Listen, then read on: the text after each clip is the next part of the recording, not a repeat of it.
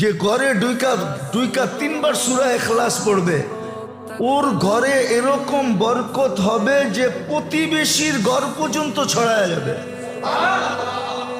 ওই বরকত যায়া উছলায়া বুঝেন কি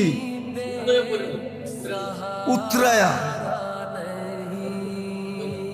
বলে, এই বরকত উছলায়া যায় প্রতিবেশীর ঘরে পড়বে, প্রতিবেশীর ঘর পর্যন্ত বরকত দিয়ে বেরা যাবে। মানে তো না,